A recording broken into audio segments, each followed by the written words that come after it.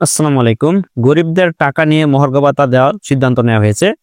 যারা চাকরিজীবী আছেন তাদেরকে মহার্ঘ ভাতা দেওয়ার সিদ্ধান্ত নেওয়া হয়েছিল বাংলাদেশ অন্তর্বর্তীকালীন সরকারের পক্ষ থেকে। তবে আজকের ভিডিওটি খুবই গুরুত্বপূর্ণ, কেননা গরিবদের টাকা নিয়ে মহার্ঘ ভাতা দেওয়ার সিদ্ধান্ত নেওয়া হয়েছে।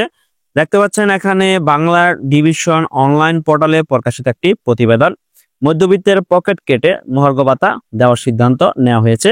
সুপ্রিয় চাকরি প্রত্যাশীগণ, আজকের ভিডিওটি খুবই গুরুত্বপূর্ণ। বিশেষ তথ্য জানিয়ে দেওয়া হবে মহার্ঘ ভাতা সম্পর্কে। নতুন করে শুল্ক কর বৃদ্ধির নামে নিম্ন ও মধ্যবিত্তের পকেট কেটে সরকারি কর্মকর্তা কর্মচারীদের দেওয়া হচ্ছে মহার্ঘ ভাতা। এটিকে চরম বৈষম্যমূলক বলে মনে করছেন অর্থনীতিবিদরা। এমন সিদ্ধান্তের মূল্যস্ফীতি তো কমবেই না এবং বাজার পরিস্থিতি আরো উত্তপ্ত হওয়ার শঙ্কা তাদের। এ থেকে বের হয়ে কর আদায়ের ভিন্ন পথ খোঁজার পরামর্শ দিচ্ছেন তারা। বাংলাদেশ পরিসংখ্যান ব্যুরো বিবিএস এর সর্বশেষ তথ্য বলছে, আগস্টের 11.36% খাদ্য মূল্যস্ফীতি বেড়ে ডিসেম্বরে দাঁড়িয়েছে 13.80%। কোনোভাবেই বাগে আনতে না পারায় মূল্যস্ফীতির সাথে খাপ খাওয়াতে সরকারি কর্মকর্তা কর্মচারীদের মহার্ঘ ভাতা দেওয়ার সিদ্ধান্ত আসে সরকারের পক্ষ থেকে।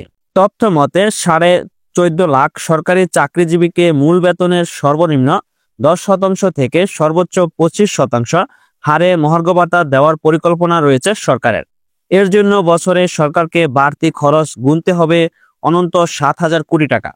বর্তমান পরিস্থিতিতে অর্থনৈতিক দৃষ্টিকোণ থেকে বাড়তি এই ব্যয়কে অযৌক্তিক মনে করছেন না অর্থনীতিবিদরা।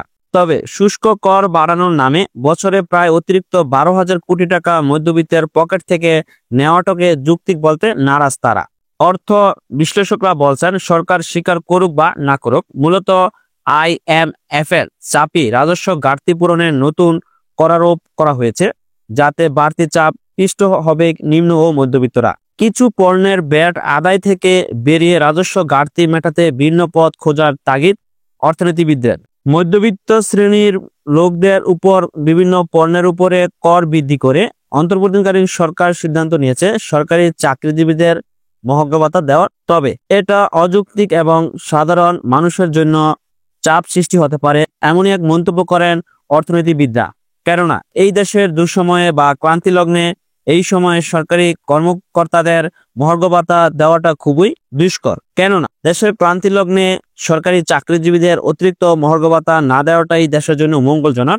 তবে বর্তমান সময়ে অন্তর্বর্তীকালীন সরকার বিভিন্ন পণ্য সামগ্রীর উপর ব্যাট কর আদায় করে সরকারি চাকরিজীবীদের অতিরিক্ত যেই মহার্ঘ ভাতাটা দেওয়া হবে সেটা মধ্যবিত্তের পকেট থেকে নেওয়া হবে।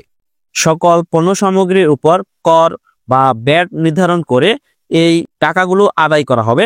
তবে বর্তমান পরিস্থিতিতে অর্থনৈতিক দৃষ্টিকোণ থেকে বাড়তি এই ব্যয়কে অযৌক্তিক মনে করছেন না অর্থনীতিবিদরা। তবে শুল্ক কর বাড়ানোর নামে বছরে প্রায় অতিরিক্ত 12,000 কোটি টাকা মধ্যবিত্তের পকেট থেকে নেওয়াটাও যৌক্তিক বলতে নারাজ তারা।